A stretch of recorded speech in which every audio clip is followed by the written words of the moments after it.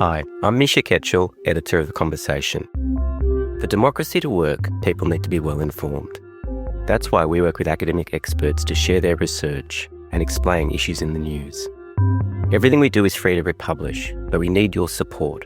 Please donate to The Conversation by going to donate.theconversation.com or following the link in the show notes.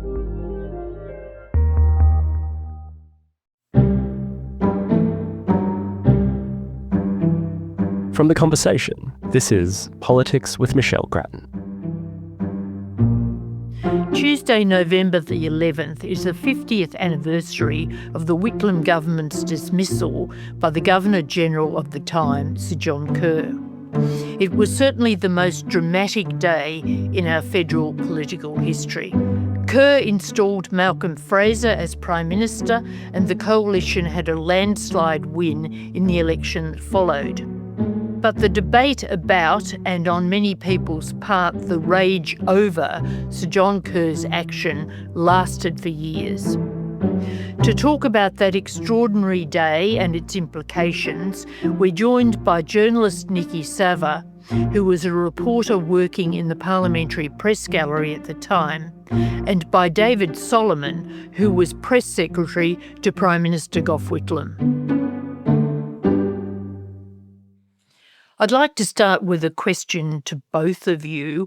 What did it feel like on the day? David, you were on the inside. Just give us a picture of your memories. Well, it all changed during the day. It started off, we expected in Whitlam's staff that this would be a good day.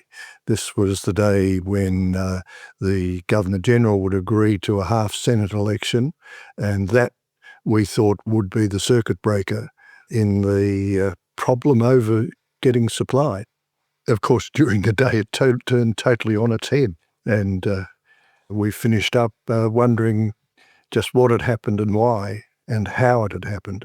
So when you heard the news of the dismissal, where were you and what were your immediate thoughts? I was actually having lunch in the lobby along with quite a lot of other people, and it was a question of hurrying back to Parliament House to find out as much as we could, where there was, I must say, very little information at all. All that people knew was that the government had been dismissed, and people were, including me, were fairly hopeless about getting any information. And what was happening in the Prime Minister's office? Nothing much, because the Prime Minister was at the lodge, and he'd only called a few people there. The rest of us were left quite in ignorance of what had happened and what was going to happen in the immediate future. Fortunately, no one was asking me what was going on, because I wouldn't have been able to tell them. Niki, you, as I was out and about on that day at lunchtime. Tell us how you learnt of the news and what was the reaction around the press gallery. Well, I'd gone out at lunchtime to go and do a bit of shopping because I didn't think very much was going to happen that day. And when I drove back, I could usually find a parking spot right next door to the steps and, just walk in. I had to go all the way up to Camp Hill to find a spot. And there was a chap from the Parliamentary Library who was literally running past me, yelling out, "Gough's been sacked." And I thought, what the hell? So I started running too and got back into the building, and by that time word had got around. But it was, I don't know, a state of shock. People were trying to find out what had happened. Like David said, there wasn't very much information. Not that it was a complete surprise, because we'd all been speculating at some point that this had to be brought to a head. But even so, it was just such a dramatic thing that happened. I don't know, I can't speak for others, but I was shocked and I was outraged. David, there's been much debate, especially years and years later, about whether the palace had any role in what John Kerr did. You've written on this. What's your view? My view is that the palace was essential, but not for the reasons that most people think. I think the palace was essential because Kerr was desperate to remain Governor-General. He had decided quite some time before that he would dismiss the government, but his backbone needed to be stiffened, and that was the role of the palace. Just explain that a bit more. Well, if you look at the palace letters over the month or two after the time when Kerr told Prince Charles, as he then was, that he was thinking of dismissing the government, that was at the end of September at the Independence Day for Papua New Guinea. From that time on, Kerr's correspondence shows that he knew that he had the power to sack the government. The question was, would he be able to survive as Governor-General if he did so? And I think that was the role. The palace may not have known exactly what role it had been cast in, but there were certainly people in the palace who were enthusiastic about a dismissal, and they told him that essentially how he could avoid being sacked, and that was essentially by not giving Whitlam notice that he was going to do it. Just tell us a little bit more about that interaction with Prince Charles shortly before the sacking. Well, Kerr simply told Prince Charles that he was thinking of sacking the government, and he did so knowing that, of course, Prince Charles would immediately let the rest of the royal family know that this was being planned. And Kerr told Charles knowing that that was going to happen, and that opened the way to all of the correspondence which followed. Niki, everyone was expecting, or most people were expecting that day that Gough Whitlam would get his half-Senate election. If that had happened, what would have been the consequences? Would the crisis have dissolved, or would the crisis have deepened? I really don't see how it could have been resolved. And clearly that is what Kerr believed as well, because he refused to grant the half-Senate election to Whitlam on the day and instead sacked him. I think we would not have known what the Senate vote would have been, who would have had the numbers, whether it might still have been deadlocked, in which case, everything would have been unresolved, and the crisis, in fact, deepened. Of course, the assumption running up to that day in some quarters was that some Liberal senators would give in and supply would be granted. Do you think that they were on the brink of giving in? In other words, did Kerr act too early? Look, we all were hearing about Liberals who were very unhappy with what was happening, and that a number of them were wobbling. But despite what some people in the Labor Party have since said, that they believed from inside information that the Liberals were going to fold, I never got the sense that that was going to happen.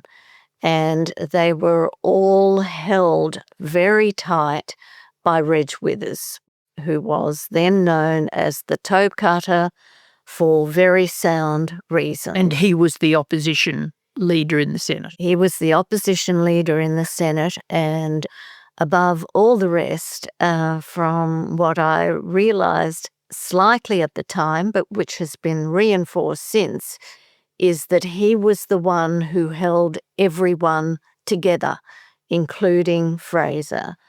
And I don't think, despite what people say now, that they would have relented.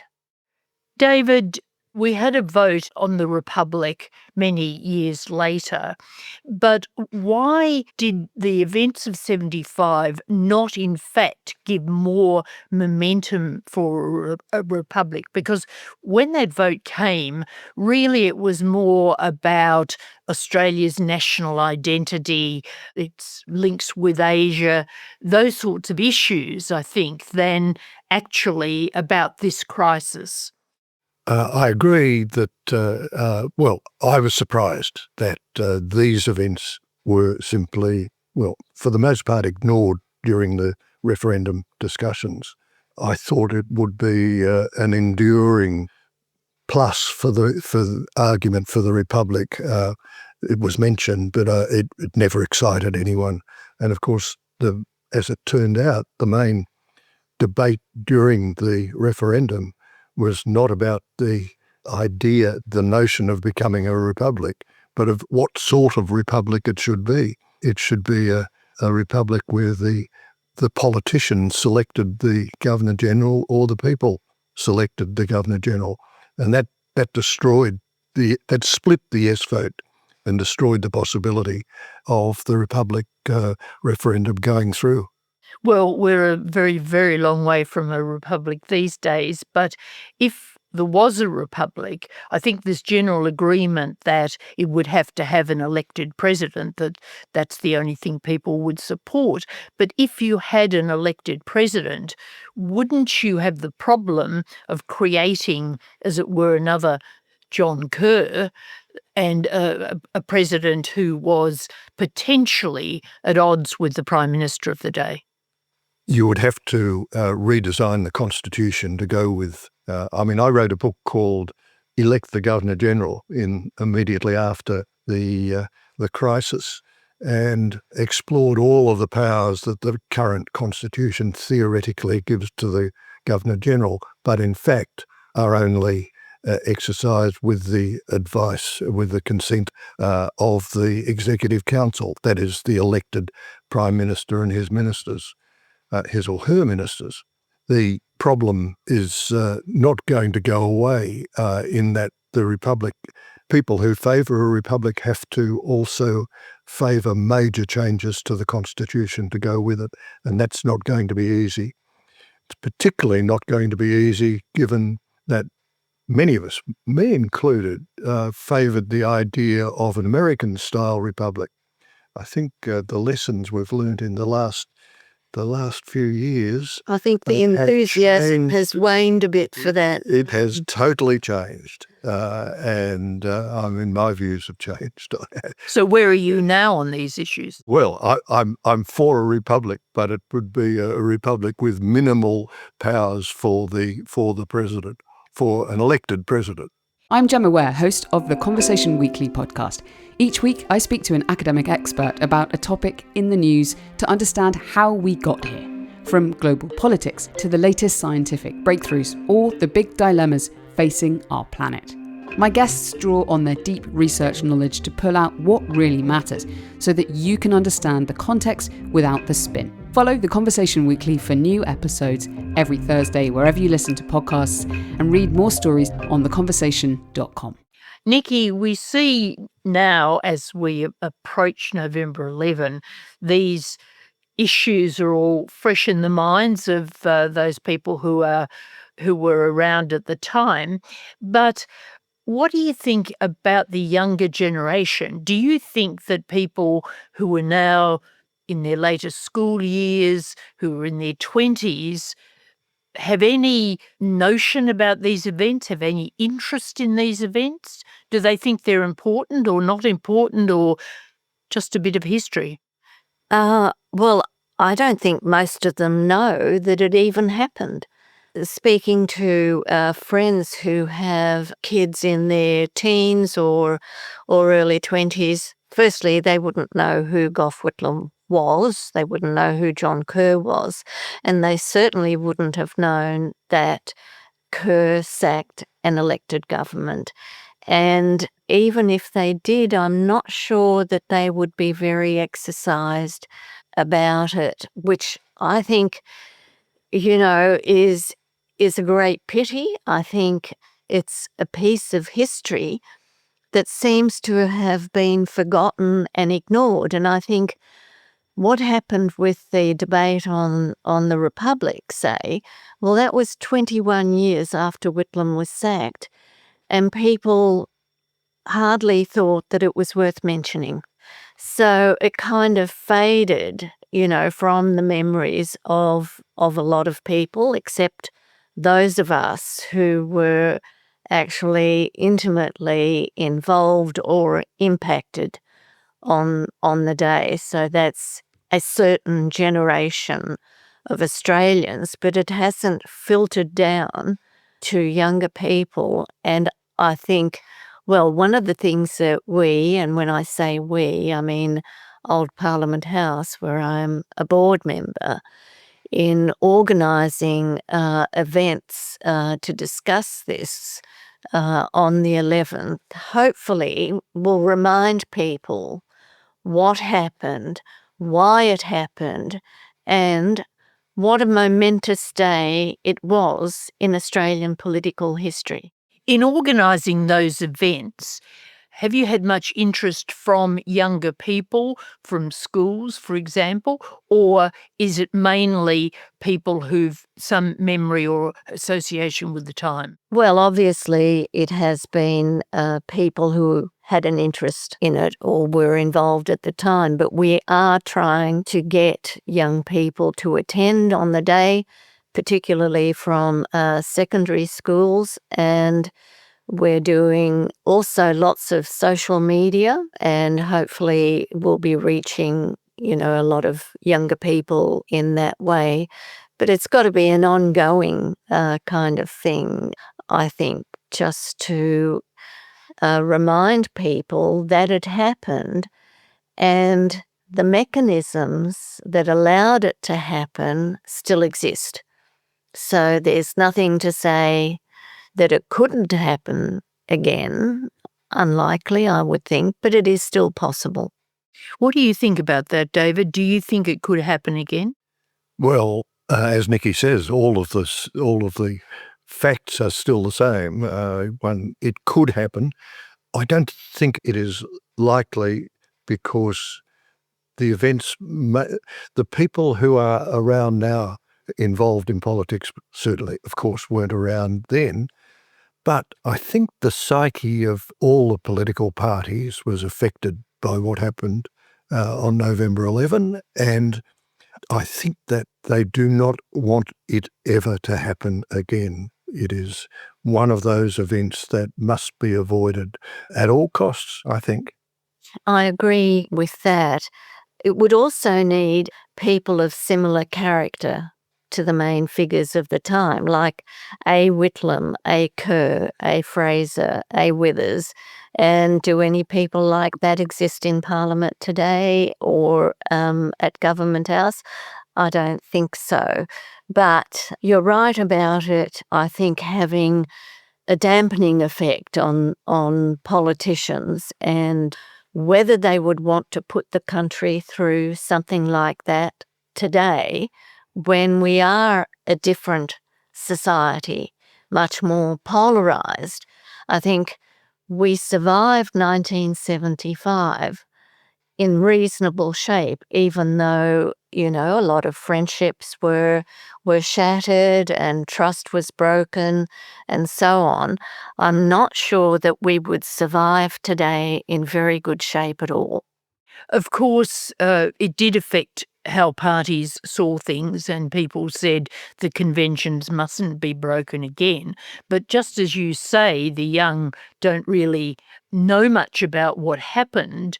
Surely the same applies or would apply, say, in another 50 years if we have the same constitution, to parties. They wouldn't have much memory. So it is more a matter of those sorts of personalities all coming together, isn't it, rather than just saying that the conventions now would always apply. Yes, I agree. It would need personalities like Whitlam and like Kerr and like Fraser. And all of them together. All of them together at the same time, trying to grapple with the same issue.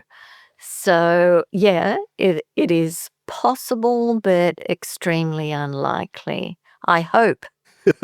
Well, one of the results, one of the consequences of the dismissal was a change in the constitution to stop one of the events that allowed the crisis to arise, namely the appointment by premiers of New South Wales and Queensland of replacements for Labor senators when they had died or retired.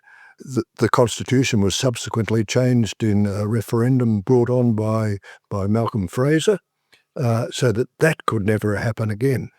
On the other hand, in the last 30 years, we have a situation where no government, only one government, has had a majority in the Senate to support it. We now have, I think, a permanent state of governments having fewer than the rest of the senators combined. And there's never been any suggestion that this would be used by those people to bring down a government. So we've seen really, although the Senate can be very difficult for governments of the day, we have seen in recent times a Senate that is more likely to negotiate things. We don't get double dissolution bills these days, it seems. Why is that? Well, the possibility is there all the time. The possibility, but not the actuality mostly. It's partly because of the change. We now have, in effect, three groups in the Senate. We have the government, the opposition, and a very large crossbench, which itself is split so that the idea that a majority of the senators would combine to bring down a government is fairly fanciful, I think. Well, it all depends on the composition of the Senate. At the moment, we are lucky enough, I guess, to have people who are prepared to compromise. We don't know that will continue. There is a resurgence in the one nation vote.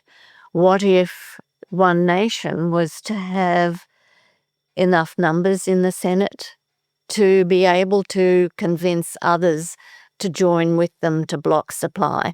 That is still a possibility. That is, I think something that could happen, but then it would need all the other things to happen. It would need a prime minister to refuse to go to an election, a governor-general prepared to sack the prime minister, and so on. So, a version of 1975 could recur, depending.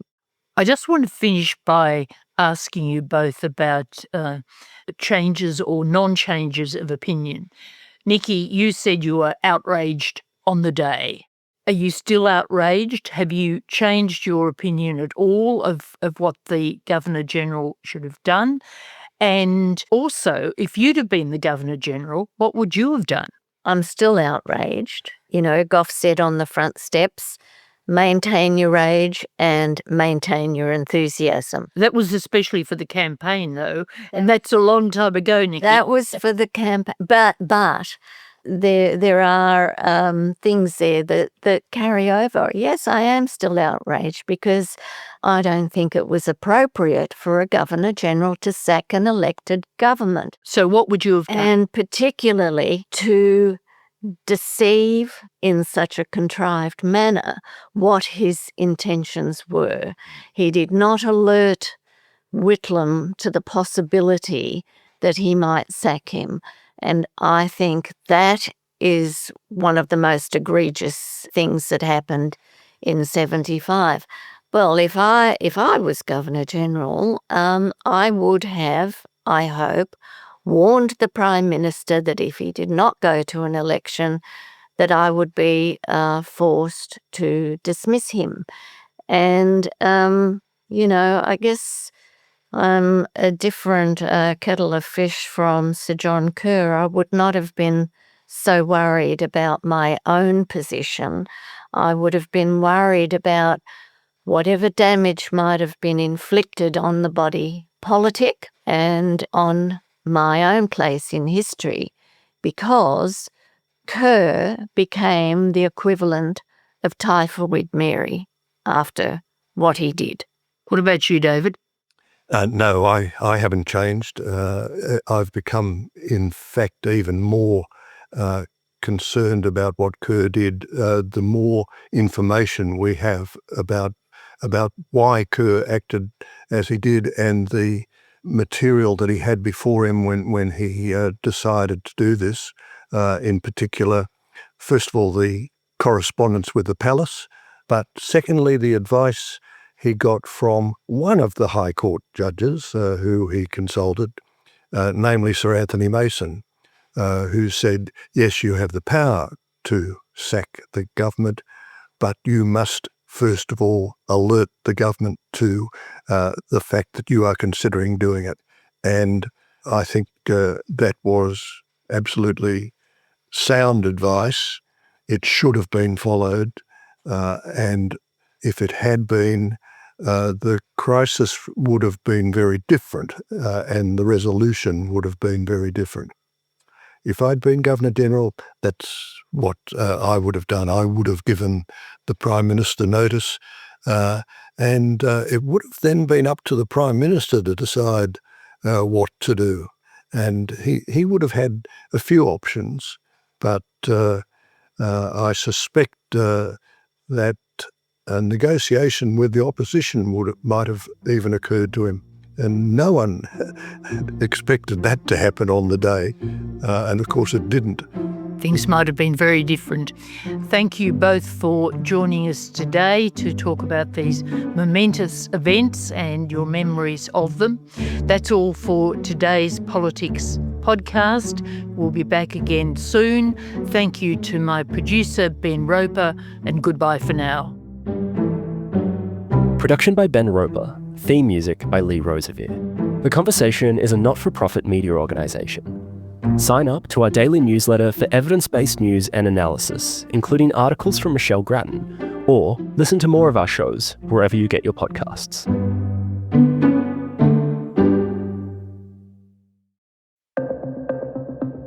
I was saved by God to make America great again. An autocrat loves a crisis. A crisis is the way that they mobilize their base. While America is under invasion from within, we're under invasion from within. He's testing the boundaries of what he can get away with. We should use some of these dangerous cities as training grounds for our military, National Guard, but military.